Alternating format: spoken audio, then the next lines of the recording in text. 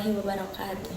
Hello everyone, my name is Nadia Jihan Ramadhani and this is my video presentation analyzing a TOEFL listening part C lecture.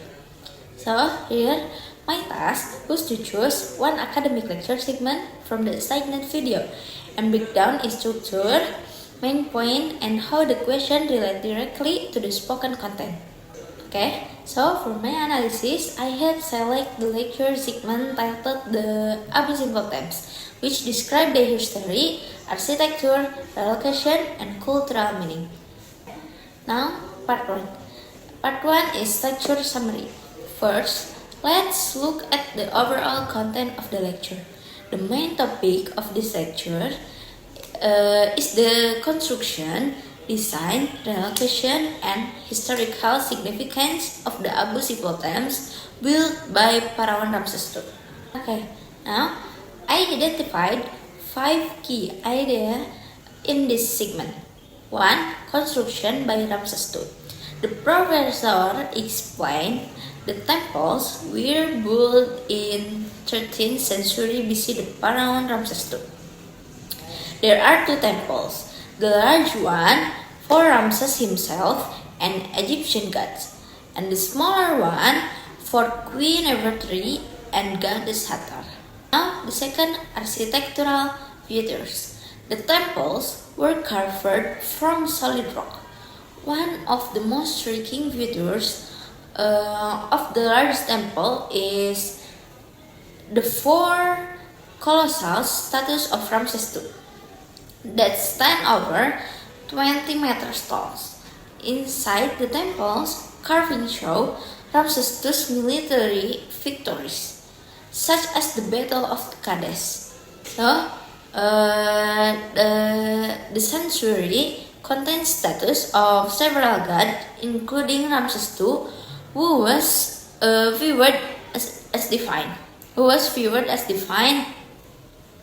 So the smaller temples have 6 large statues representing Ramses and Nefertiti.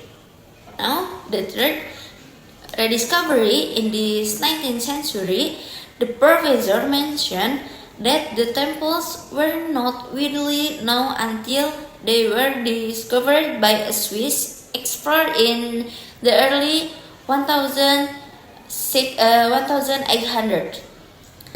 Fourth, UNESCO relocation project in the 1960s, the temples were threatened by rising waters caused by the construction of the Aswan High Dam. So, UNESCO led a major international project to carefully cut, move, and rebuild the temples to protect them from being submerged. Okay, the last, symbolism and cultural meaning. The temples symbolize Egypt's control over Nubia and represent the greatness of Ramses II. The professor also explained that the temple was designed so that on 2 specific dates, in 22 February and 22 October.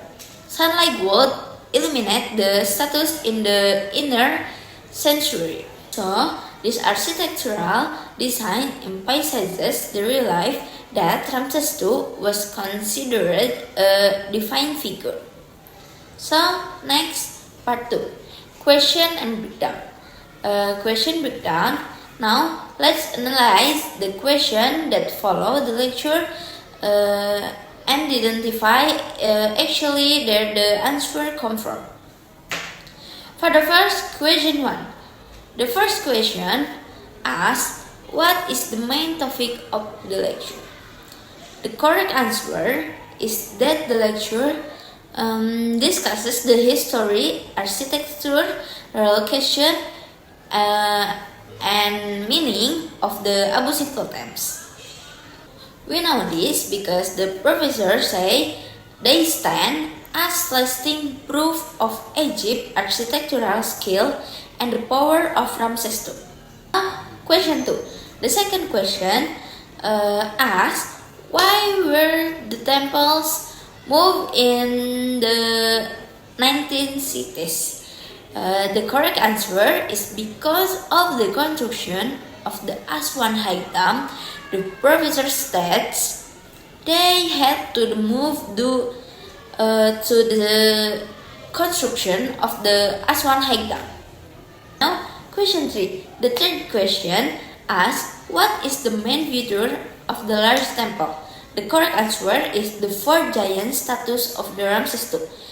The fourth question mentioned the main feature is the four giant statues of the Ramses II. Next, question 4.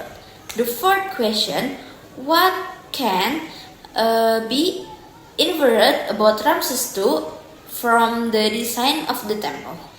The correct answer is that he has viewed as a divine figure.